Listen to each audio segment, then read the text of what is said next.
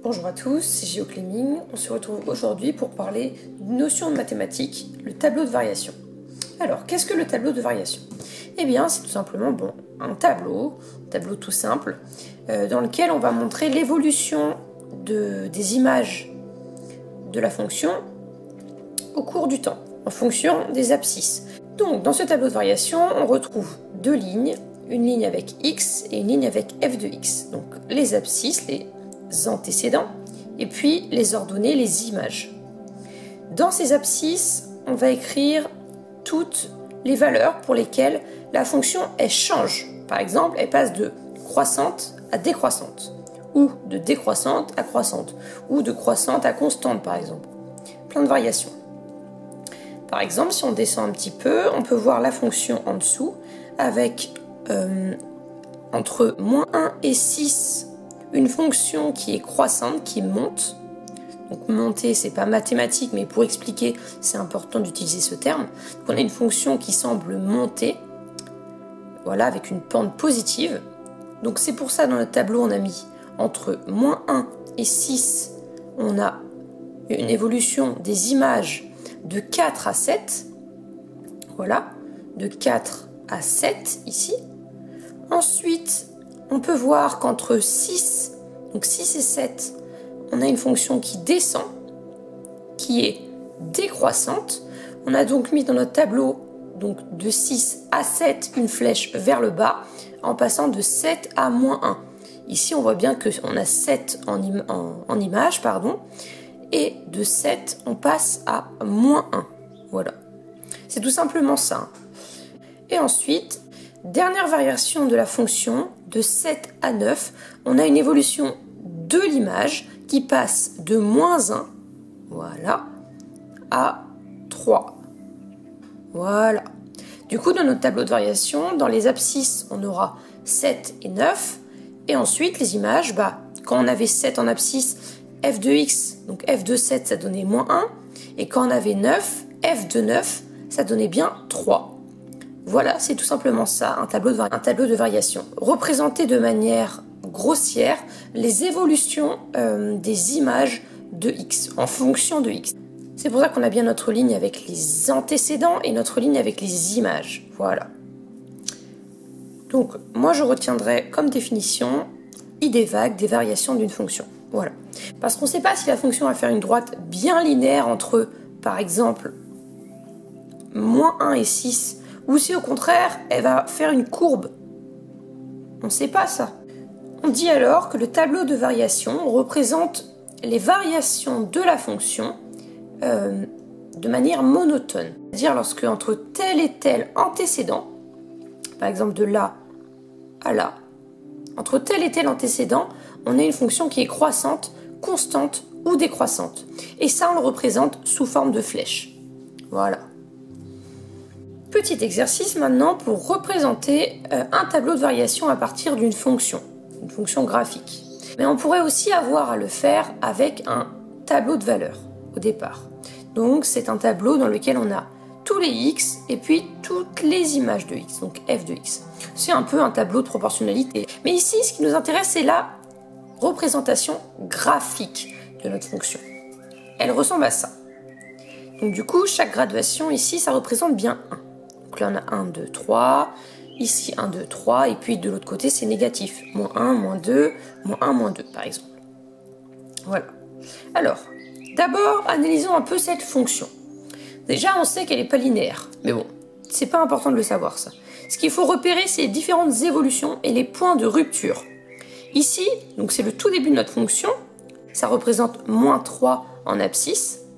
Donc on a notre premier point de rupture, si on peut appeler ça comme ça, même si c'est le départ, c'est le début de notre fonction. Le véritable premier point de rupture, il se trouve ici. Ici, on passe d'une fonction décroissante à une fonction croissante. Voilà. Ensuite, on a ici un point de rupture où on passe d'une fonction décroissante à une fonction croissante. Puis on a un autre point de rupture d'une fonction décroissante à une fonction croissante. Et enfin, on a la dernière valeur de x pour laquelle la fonction, elle peut fonctionner, elle peut marcher. Ici, ça correspond à 1, 2, 3, 4, 5, 6, 7, 8, 9. Ça correspond à 9. Voilà. Si on devait définir l'ensemble de définitions de notre fonction f ici, ça serait du coup, donc en regardant sur l'axe des abscisses, ça serait donc grand D petit f, ensemble de définition de f, est égal à l'intervalle fermé, puisque là c'est compris, hein, moins 3, donc moins 1, moins 2, moins 3, jusqu'à 9. Voilà. Donc ensemble de définition est égal ensemble de définition de notre fonction f est égal à l'intervalle moins 3, 9. Voilà. Passons maintenant au tableau de variation, parce que c'est ça qui nous intéresse. Le voici. J'ai juste représenté le tableau vide, avec une ligne avec les valeurs des antécédents et une ligne avec les valeurs des images. Voilà.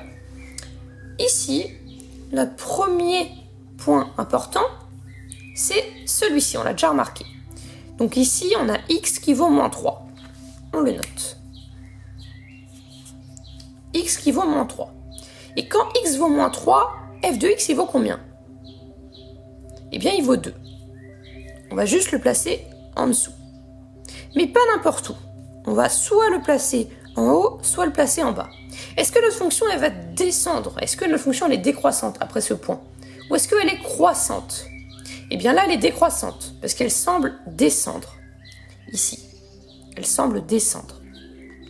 Donc, on va d'abord mettre notre valeur en haut. On va mettre 2. Vous allez comprendre pourquoi. Ensuite, on cherche la prochaine valeur de x, la prochaine valeur des antécédents, sur l'axe des abscisses qui nous intéresse. Ici, on a déjà repéré notre moins 3. Maintenant, on va au moins 1. On note ce moins 1. Voilà. Maintenant, quand on a moins 1, quelle valeur prend f de x? Eh bien, ça prend moins 1,5 environ. Moins 1,6, comme vous voulez. Donc, on va mettre moins 1,5. Et cette fois, comme on a descendu, comme on a eu une fonction décroissante entre ces deux abscisses, ces deux valeurs de x, on continue. Ici, le prochain x qui nous intéresse, c'est lorsque x égale 3. On le note. X égale 3. Voilà. Lorsque x égale 3, on a notre valeur de f de x qui vaut 2 environ. On le note. Et on le note bien en haut, puisque cette fois notre fonction elle est croissante entre ces deux points, entre moins 1 et 3. Entre moins 1 et 3, on a bien une fonction qui est croissante. Donc on note bien notre 2 en haut. Et cette fois, on met notre flèche qui symbolise la variation de f. Après, visuellement, c'est logique. On voit par exemple, ici, on avait f de x qui valait 2. Ensuite, il valait moins 1,5 et ça a bien diminué. On a bien les images qui ont diminué. Et bien, comme ici, notre flèche symbolise que les images ont diminué, passant de 2 à moins 1,5. On continue. Ici, le prochain point qui nous intéresse, c'est x est égal à 4,5. On le note. Ici, lorsque x vaut 4,5, on a f de x qui vaut moins 1. Eh bien, on le note. Comme la fonction est décroissante, je note mon moins 1 en bas. Et je mets ma flèche. Voilà. Enfin, il nous reste un point à trouver. Lorsque x est égal à 9, on a f de x qui est égal à 4. F de x qui est égal à 4. Eh bien, on note tout ça dans notre tableau. 9, hop là, 9 et 4,5. On a bien une variation positive des images, puisque moins 1 est plus petit que 4,5 ou 4,5 est plus grand que moins 1. On a bien une variation positive des images, du coup, qui se représente par une flèche vers le haut. Tout comme ici, avec la forme de notre courbe. Voilà. Si t'es resté jusqu'à là dans la vidéo, en fait, t'es vraiment le boss. Parce que là, ce que je vais faire, c'est que je vais te donner une astuce de calcul mental que personne ou peu de personnes connaissent. Du coup, tu pourras dire à ton entourage qui n'a pas regardé la vidéo en entière que toi maintenant, tu connais une astuce pour calculer plus rapidement des multiplications allant jusqu'à 20 fois 20. Par exemple 17 fois 16. Allez, on y va, je t'explique. Alors, commençons par l'astuce pour calculer des multiplications allant jusqu'à 20 fois 20. Par exemple, 17 fois 14. Par exemple. Donc, pour résoudre cette multiplication de tête, il faut que vous visualisiez les facteurs. Donc, 17 est un facteur, 14 est un autre facteur. Il faut que vous visualisiez les facteurs avec le plus grand en haut et le plus petit en bas. Jusque-là, rien de compliqué. On est d'accord. Si on avait 19 fois 18, on aurait 19 en haut, 18 en bas. Voilà, tout simplement. Maintenant qu'on a fait ça, dans notre tête, ou à l'écrit, c'est pas grave, mais bon, dans notre tête, c'est mieux, parce qu'à l'écrit, on peut poser la multiplication, 17 fois 14, et faire nos deux petites lignes, mais bon, c'est pas l'intérêt. Une fois qu'on a fait ça dans notre tête, on va enlever tout ce qui est en trop en haut et le mettre en bas. Je m'explique. Il faut qu'en haut, on ait 10. Du coup, pour aller à 10 ici, il faut enlever 7, on est d'accord. 10 plus 7, ça fait 17. Je vais envoyer 7 en bas, plus 7. On va maintenant, du coup, obtenir 10 en haut, et en bas, on obtient 21. Voilà, 21. Maintenant, il ne nous suffit plus que de faire 21 fois 10, ce qui nous donne 210. Voilà. Mais c'est pas fini. Ensuite, ce qu'il faut faire, c'est juste multiplier les unités. 7 fois 4, 28. Et j'additionne. Et j'ai mon 238 qui correspond à 17 fois 14. Ça vous paraît un peu compliqué? Eh bien, on va en faire un autre. Cette fois, c'est vous qui allez faire de tête. Alors, si on a 18 fois 16, à toi de calculer. C'est parti, je te laisse faire.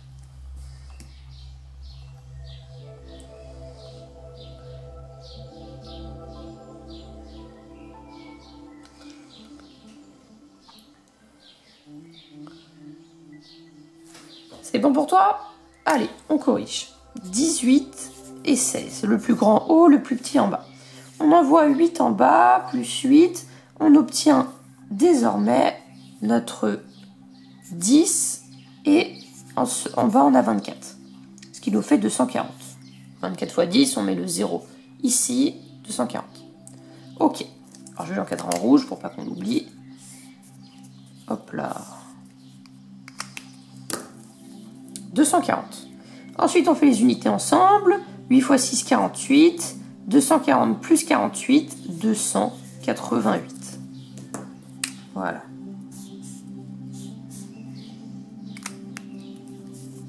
Tu avais trouvé ça? Si tu avais trouvé ce résultat, c'est tant mieux. Si tu ne l'as pas trouvé, je t'invite à t'entraîner pour améliorer ton raisonnement.